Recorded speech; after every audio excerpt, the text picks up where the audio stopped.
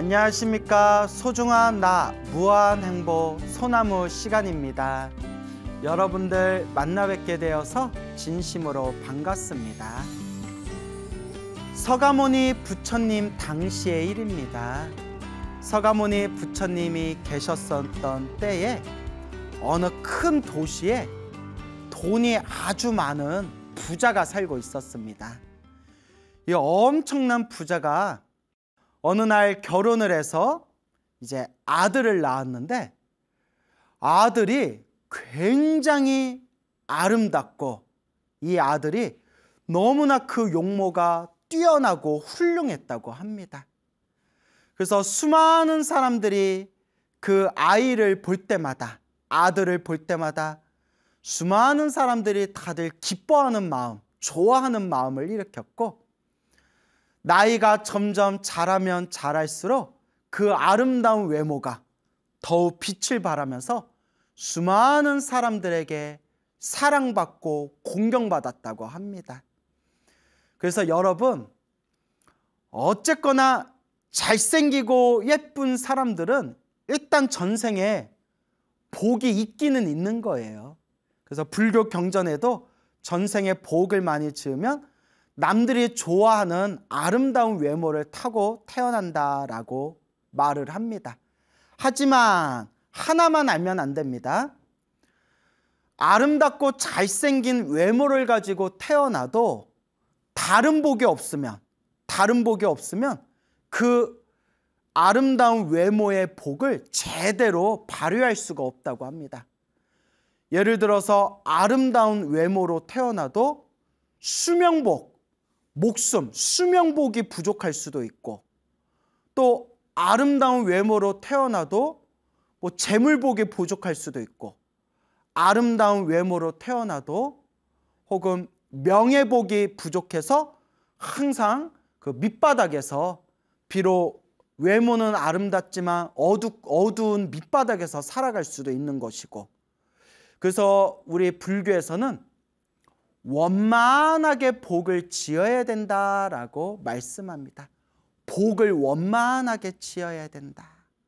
그래서 우리 중생들은 욕심이 많잖아요. 수명복도 있으면 좋겠고, 건강복도 있으면 좋겠고, 돈복도 있으면 좋겠고, 명예복도 있었으면 좋겠고, 가족복도 있었으면 좋겠고, 얼마나 중생들이 이렇게 욕심이 많아요. 근데 그 복도 자기가 지어야 된다는 거예요. 자기가 지어야 된다. 이게 바로 불교에서 말하는 원인 따라 그 결과가 일어난다. 바로因果법. 행복해지기 위해서는 행복해질 수 있을 만한 원인, 자기가 그 원인을 잘 닦아야 한다라고 불교에서 누누이 말씀하시는 겁니다. 어쨌거나 이 아이가 점점 자라서 청년이 되고, 다 큰 청년이 되었을 때 그 아름다운 외모가 더욱 빛을 발하면서 수많은 사람들의 공경과 사랑을 받게 됩니다. 어느 날 친구들과 숲에 소풍을 갔는데, 숲에서 서가모니 부처님을 마주치게 됩니다. 그때 때마침 부처님께서 나무 아래 고요히 앉아 깊은 선정에 드셨는데, 이 아름다운 청년이 거룩한 부처님의 그 선정에 드신 모습을 보고 마치 100개, 1000개의 태양이 한꺼번에 빛을 발하는 듯한, 1100개의 태양이 모두 다 함께 빛을 뿜어내는 듯한 엄청난 광명의 그 가피를 느끼면서 부처님 발 아래 지극한 마음으로, 공경하는 마음으로 예배하고 부처님을 찬탄하게 됩니다. 그래서 여러분, 세상에 우연은 없어요. 그 아름다운 청년이 하필이면 석가모니 부처님이 계신 숲에 들어가고, 하필이면 그 숲에서도 나무 밑에 앉아 계시는 부처님의 모습을 보고, 또 부처님의 모습을 보면서 그냥 인사하고 그냥 지나갈 수도 있었을 텐데 부처님의 그 거룩한 모습에 감동과 희열과 기쁨을 느끼면서 부처님께 귀의한다는 것은 이미 과거 전생에서부터 지었던 복과 착한 뿌리와 인연이 있었기 때문입니다. 불교는 우연이 없어요. 인연법이에요. 좋은 사람을 만난 것도 내가 지은 업의 인연이고 나쁜 놈 만난 것도 내가 지은 업의 인연입니다. 인연법이 참 무섭고 냉정하고 정확해요. 이런 인연법의 흐름에서 바라봤을 때 내가 이번 생 사람으로 태어나 부처님 법을 만난 것이 얼마나 소중한 인연인가라는 것을 마음에 되새기면서 우리가 진정한 불자로서 이번 생 조금씩이라도 올바르게 닦고 닦아 나아가도록 노력해야 됩니다. 이번 생 부처님 법을 만난 것이 정말 놀라운 인연이에요. 이번 생 부처님 법을 만난 이 소중하고 놀라운 인연을 우리가 가볍게 생각해서는 안 된다라는 것을 명심해야 됩니다. 이런 말을 듣고 맞아, 부처님 법 만난 게 너무나 놀랍고 신비한 소중한 인연이야.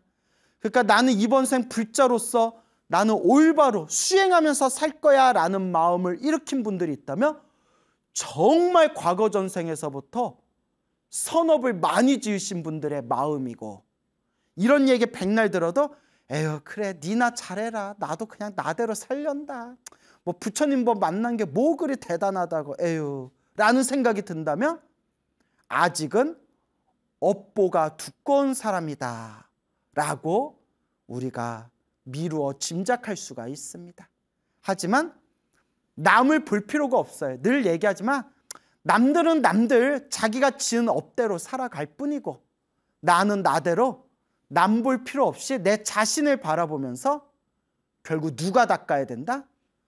내 자신은 내가 닦아야 된다라는 것을 명심해야 됩니다. 그래서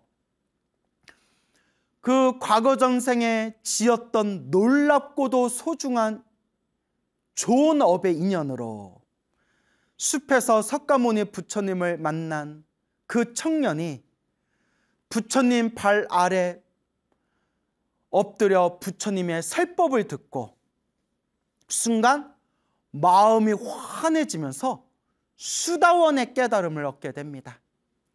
거룩한 성자 아라한이 되는 4단계 중에 1단계 수다원의 아주 거룩한 깨달음을 얻게 됩니다.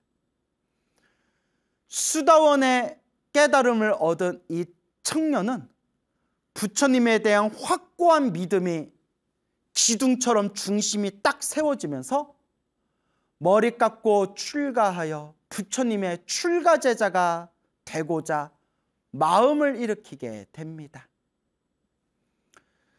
이와 같이 이 청년은 출가하고자 부처님을 제자가 되고자 집으로 돌아가서 부모님께 간곡하게 말씀을 드립니다. 부모님, 제가 머리 깎고 출가하고자 합니다. 부모님, 부디 저의 출가를 허락해 주십시오. 부모님. 부모님의 마음은 정말 가슴이 찢어질 듯한 느낌이 들었다고 합니다. 너무나 사랑하고 너무나 잘생기고 수많은 사람들의 사랑을 듬뿍 받았던, 정말 눈에 넣어도 아프지 않을 것 같은 이 다 큰 아들이 머리 깎고 출가하겠다고 했으니 부모님 마음이 얼마나 아프겠습니까?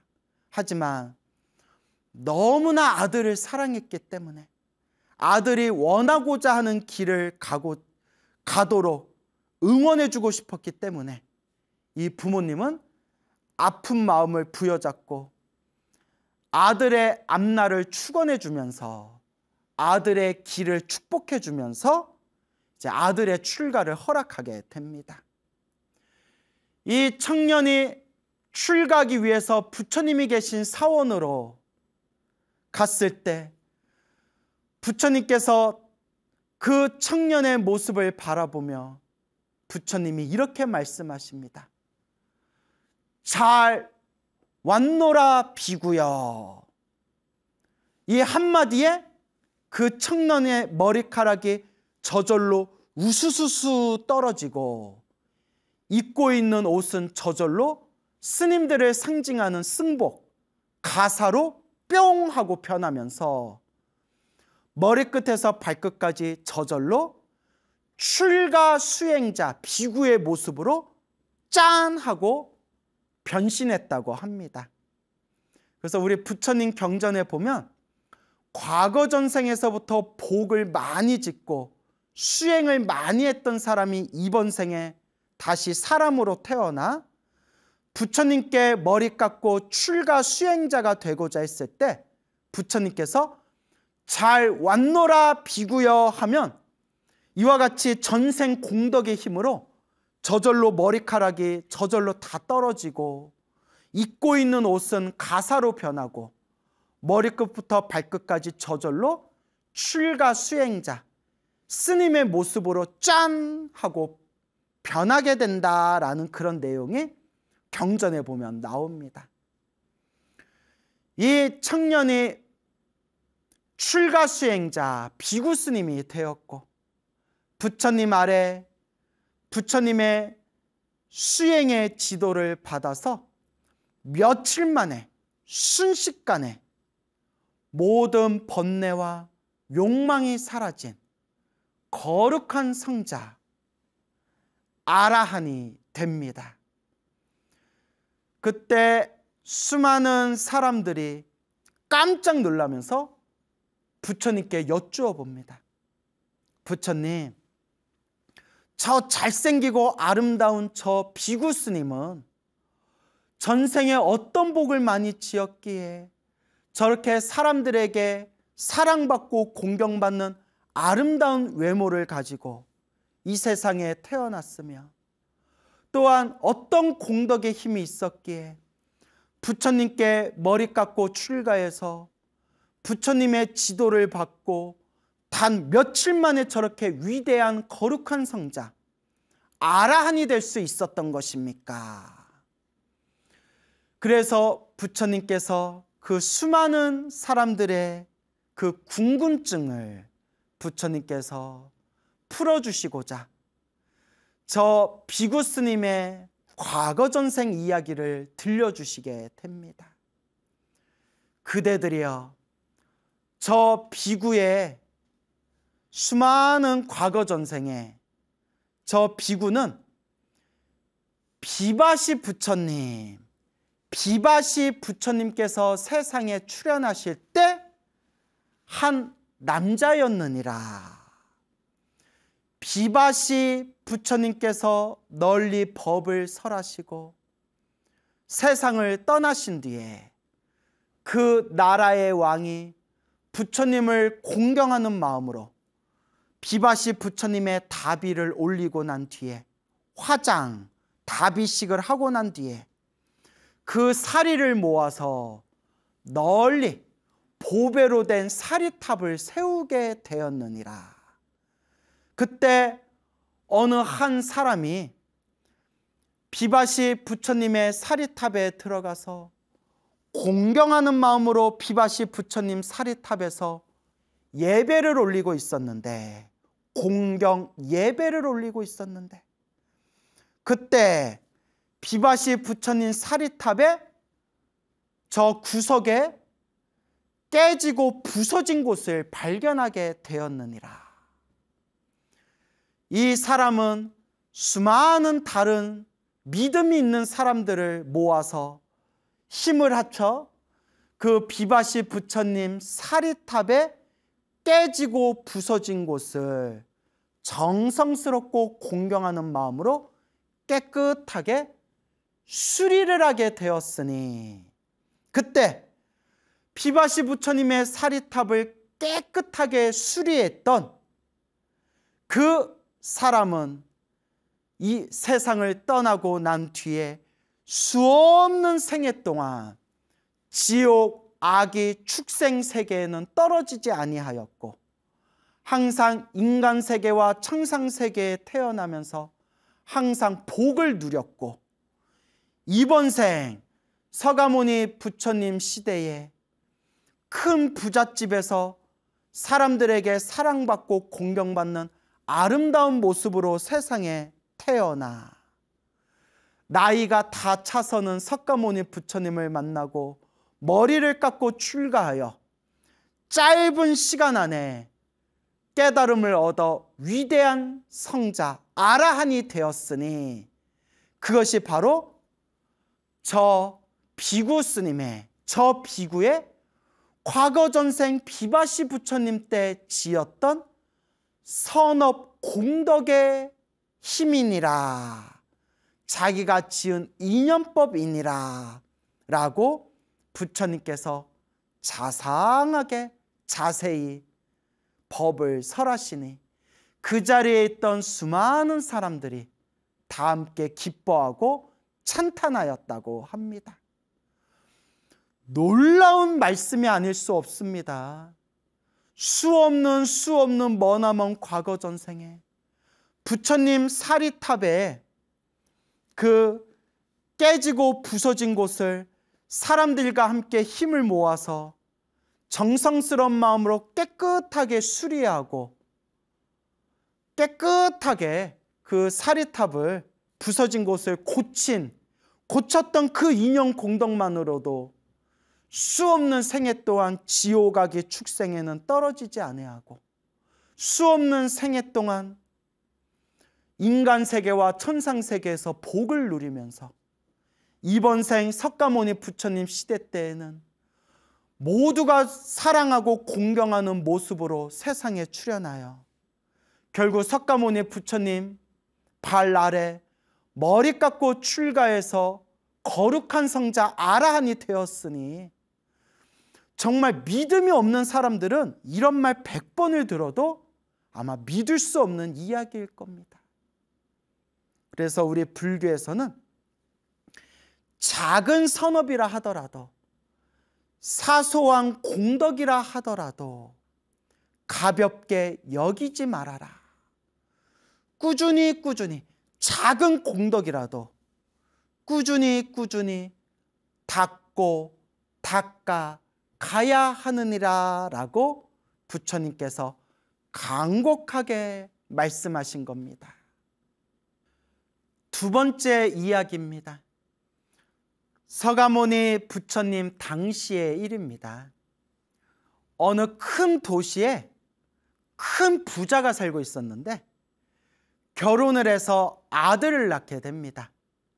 아들을 낳았는데 아들의 모습이 너무나 아름답고 너무나 잘생겼으며 너무나 놀라운 일이 아들 머리 위에 많이 보배로 만들어진 일산이 정수리 위에 펼쳐지면서 그 태어난 아들이 있는 그 성을 많이 보배 일산이 그 성을 완전히 덮어버렸다고 합니다. 그래서 많이 불교에서 가장 귀한 최고의 보석을 마니주라고 합니다. 마니주. 그래서 마니주, 마니보배라고 합니다. 마니. 우리 천수경에 보면 환희장, 마니, 보적불, 마니라는 표현 나오죠. 마니가 마니주, 마니보배. 가장 진귀한 최고의 보석을 마니주라고 합니다. 일산은 뭐냐면 해를 가리는 우산이에요. 그래서 비가 올 때 비를 막는 것을 우산이라고 부르고요. 인도에서 뜨거운 햇살을 막아주고 그늘을 만드는 것을 일산이라고 부릅니다. 일산. 그래서 우리 비가 많이 오는 지방은 우산이 발달하고요. 햇살이 뜨거운 지방은 일산이 발달하게 되는 겁니다. 그런데 많이 보석으로 만들어진 일산이 아들 정수리 위에 펼쳐져서 온 성을 덮었다고 합니다.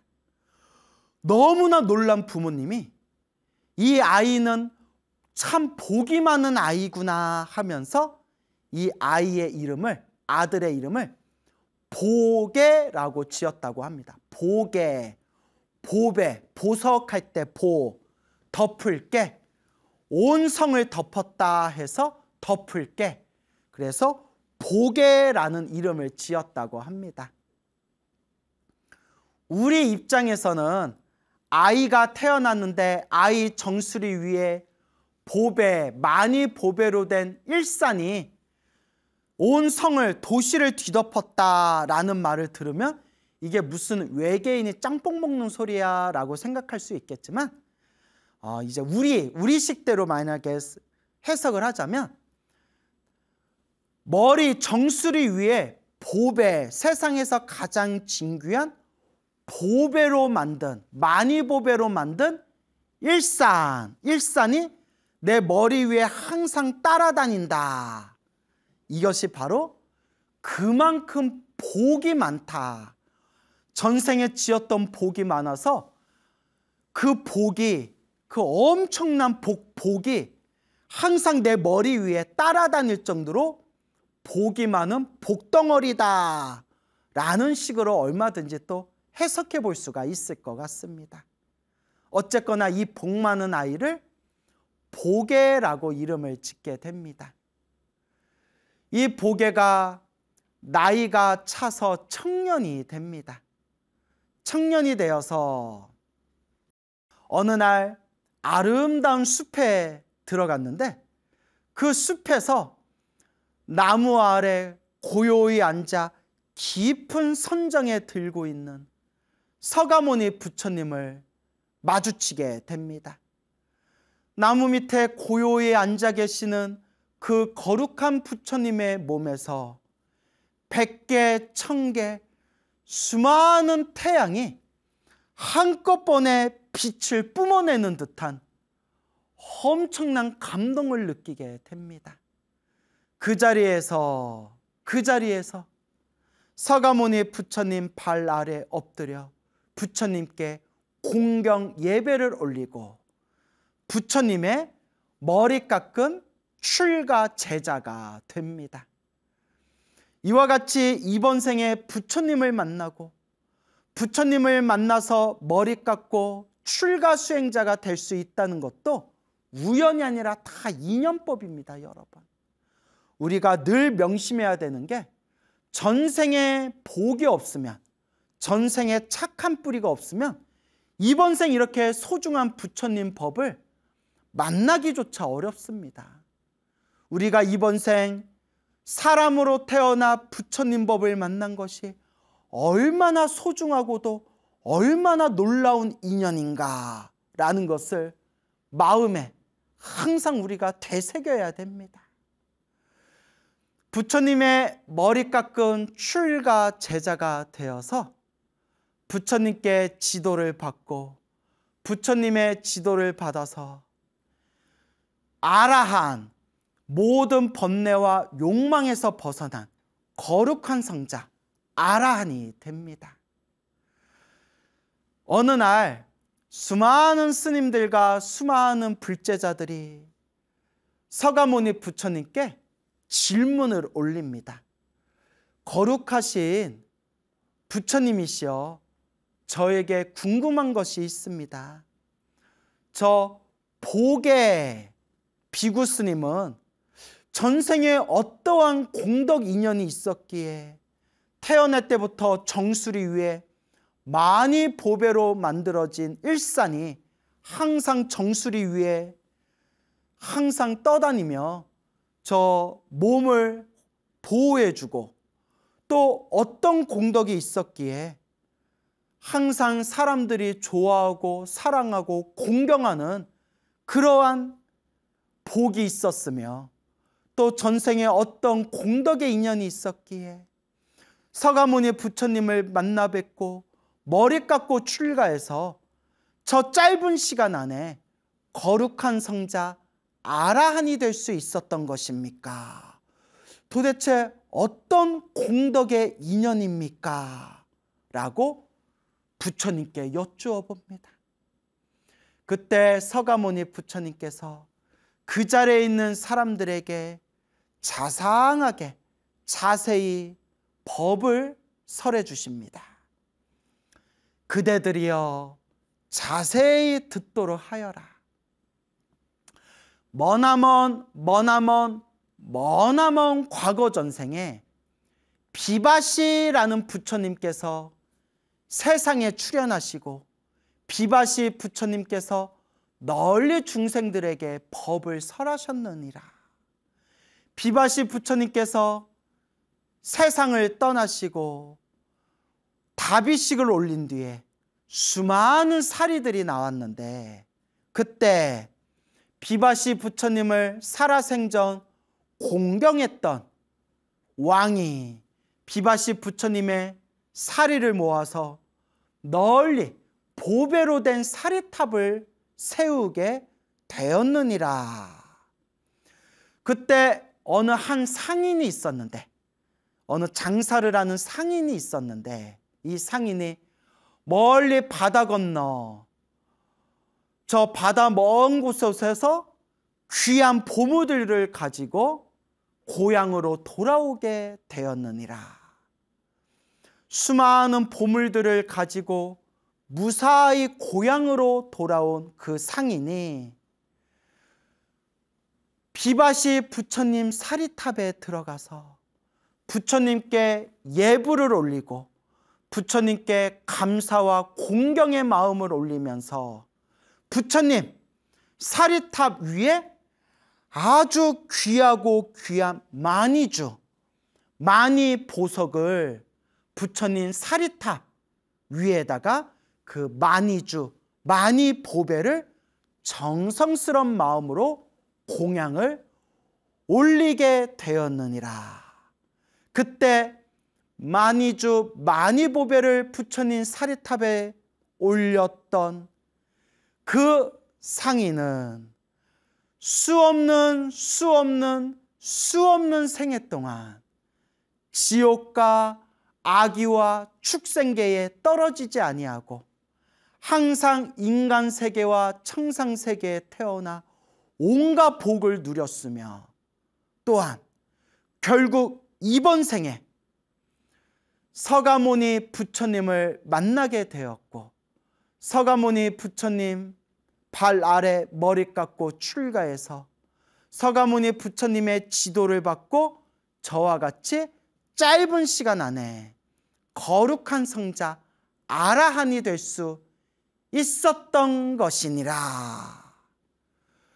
저 복의 비구가 태어날 때부터 정수리 위에 마니주, 마니보배로 만들어진 일산이 항상 머리를 보호하고 항상 따라다닌 것, 바로 그 인연이 바로 비바시 부처님 사리탑에서 마니보배를 올렸던 자기가 지은, 자신이 지은 선업 공덕의 인연법이었느니라 라고 부처님께서 자세하게 법을 설하시니 그 자리에 있던 수많은 사람들이 함께 기뻐하고 함께 마음으로 찬탄하였다고 합니다.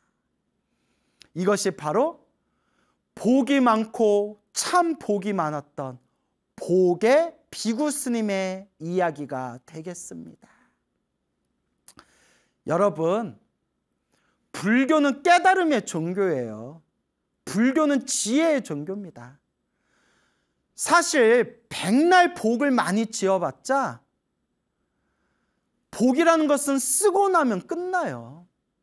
아무리 복을 많이 지어서 하늘색에 태어나도 복을 다 쓰고 나면 다시 밑으로 떨어질 수밖에 없고, 아무리 복을 많이 지어도 다음 생, 다다음 생, 다다음 생 복을 까먹으면 결국 밑에 떨어질 수밖에 없는 것이 바로 복의 세계입니다. 불교는 지혜와 깨달음의 종교입니다.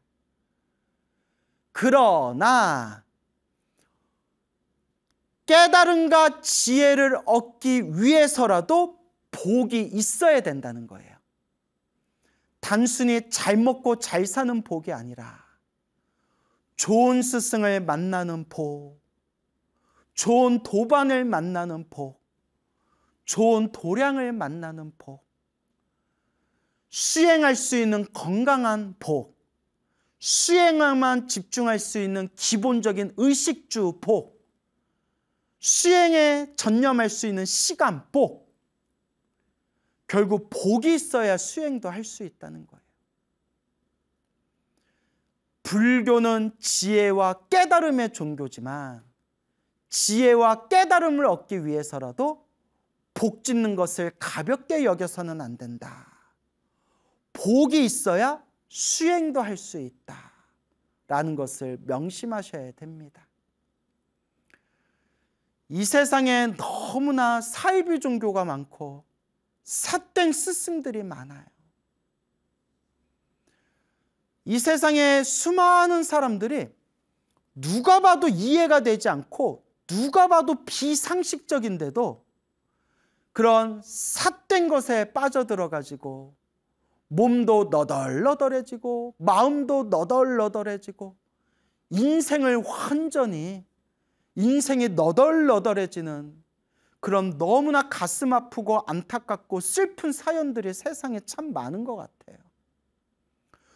누가 봐도 이상한 놈들인데 왜 저런 거에 속냐? 왜 저런 거에 빠져드냐? 결론은 업대로 만난다는 거예요. 업대로 만난다. 우리는 부처님 법이 너무 좋잖아요. 얼마나 부처님 법이 좋으면 머리 깎고 출가하고 스님이 되었겠어요. 바깥에서 놀고 먹고 바깥에서 누릴 게 얼마나 많은데. 그러니까 딴 사람들 눈에 보면 이해가 안 되는 거죠. 야, 이 좋은 날에 왜 저렇게 절에 열심히 다니지? 아니, 저 사지육신도 멀쩡하고 얼굴도 멀쩡하고 몸뚱아리도 멀쩡한 사람이 뭐하러 저렇게 머리 빡빡 깎고 저렇게 승복 입고 저렇게 산골짜기 산에서 절에서 저렇게 사는 거지? 남들 눈에는 또 우리가 이해가 안 되는 거예요. 우리 눈에는 또 저 이상한 것에 빠져든 사람들이 이해가 안 되는 거예요. 또 그 이상한 것에 빠져든 사람들은 우리를 보면 아유, 저 어리석은 자들 하고 이해를 못하는 거예요. 결론은 무엇이냐? 결국 업대로 살아가는구나. 다 자기 업보대로 사는 거예요. 인과법이 이와 같이 무섭습니다, 여러분. 그래도 우리끼리, 우리 불자끼리, 부처님의 가르침이라는 울타리 안에 있는 우리 불자들끼리는 우리는 부처님을 믿는 우리는 그래도 알고 있지 않습니까? 사람으로 태어나기 어렵고 부처님 법을 만나기 어려운데 그래도 우리가 과거 전생에 착한 뿌리가 있어서 복이 있어서 선업과 공덕의 힘이 있어서 우리가 이번 생에 그래도 이 소중한 부처님 법을 만나게 되었구나. 얼마나 소중한 인연입니까, 여러분? 네, 여러분, 제 입으로 참 얘기하기가 부끄럽고 어려운데 그래도 제가 여러분들한테는 그래도 양심적으로 솔직하게 이야기해야 되잖아요. 이 소중한 부처님 법 안에서도 우리는 아직 부처님이 아니기 때문에 우리는 아직 닦고 있는 과정이기 때문에 이 불교 안에서도 이 삿된 사람들이 있어요. 잘못된 가르침을 전하는 삿된 사람들이 있습니다. 참 이런 말하기 좀 부끄럽네요. 그러면 뭐 남들이 광우야 너는 잘났냐 하면 뭐 저도 뭐 할 말이 없죠. 다만 그래도 우리가 올바른 길을 가야 되잖아요. 그래서 늘 불자님들께 드리는 이야기가 사람의 말도 믿지 말아라. 사람 말을 믿지 말아라. 깨닫지 못한 중생 말을 믿지 말아라. 그럼 우리는 누구를 의지해야 되느냐? 부처님 법, 경전의 말씀을 믿고 의지해야 됩니다, 여러분. 지금을 말법 시대라고 해요. 부처님의 법이 점점 쇠퇴하는 시대래요. 그래서 부처님의 법을 닦으면서도 참 오만 가지 별의별 일들이 펼쳐지는 게 지금의 이 말법 시대의 상황입니다. 그러면 이번 생 사람으로 태어나 우리가 소중한 부처님 법을 만났을 때 우리는 누구의 법을 믿고 의지해야 되느냐? 스님 말도 100% 믿지 말아라. 요 광우 말도 100% 믿지 말아라. 물론 여러분, 그래도 부처님 제자인 스님들을 공경하고 부처님의 제자인 열심히 수행하는 스님들을 여러분들이 지원해주고 지지해주고 응원해주는 것은 너무나 소중한 불자의 의무고 책임입니다. 그러니까 스님들을 무시하지 말아라 라는 말이 아니라 열심히 활동하고 열심히 수행하시는 스님들을 응원하고 지지해 주시되, 제 얘기는 우리가 올바로 닦으려면 사람 말을 믿지 말고 광우라는 제 말도 믿지 말고 그냥 뭐 제 말은 그냥 참조 삼아서 참고 삼아서 그냥 보시고, 진정한 불자라면 부처님의 말씀, 경전의 말씀을 의지하고 부처님의 말씀, 경전의 말씀을 스승으로 모셔야 된다라는 것을 간곡하게 말씀드리고 싶습니다, 여러분. 그래서 또 제 얘기를 오해하셔가지고 아유 그럼 스님들 무시해도 되겠네, 요 뜻이 아니에요. 이렇게 우리 스님들을 공경하고 응원하고 지지해 주셔서 정말 감사드리고요. 다만 부처님이 말씀하셨어요. 사람에 의지하면 사람 때문에 실망할 일이 생긴대요. 사람에 의지하면 사람 때문에 실망할 일이 생긴다. 그래서 부처님의 유명한 말씀 있잖아요. 사람에 의지하지 말고 법에 의지해라. 그 법이 어디에 있을까요? 팔만대장경 경율론 3장에 팔만대장경에 우리 불자들이 믿고 의지해야 할 부처님의 말씀이 고스란히 담겨 있습니다. 그러니 부처님의 말씀, 경전을 우리가 자꾸 보고 듣고 쓰고 보고 듣고 쓰고, 여러분들의 부처님의 경전이 너무 어려워서 2600년 전에 말씀하신 법문, 1000년 전에 한문으로 번역되어진 한문투의 경전, 또 오늘날 우리 한글로 번역해도 잘 이해되지 않는 불교의 복잡한 용어들 때문에 부처님의 경전 공부가 어렵게 느껴진다는 거 다 알아요. 다 알아요. 저희도 어려워요. 평생 불교 공부해도 아유 어렵다 라는 생각이 들어요. 그래서 자연스럽게 쉽고 재밌는 스님들 말씀에 더 귀를 기울이는 것도 잘 알고 있어요. 다만 스님들의 쉽고 재밌는 말씀에 귀를 기울이시되 마지막 결론은, 핵심은 결국 요 사람의 입이 아니라 부처님의 경전을 우리가 의지하고 우리가 부처님의 말씀을 스승으로, 큰 스승으로 삼아야 한다라는 것을 명심하셨으면 좋겠어요.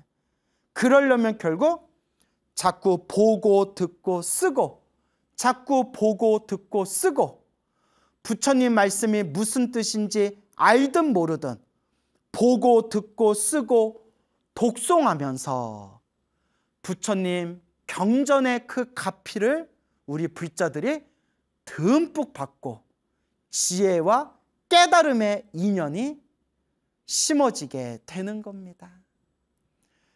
여러분, 오늘 두 가지 이야기 말씀드렸네요.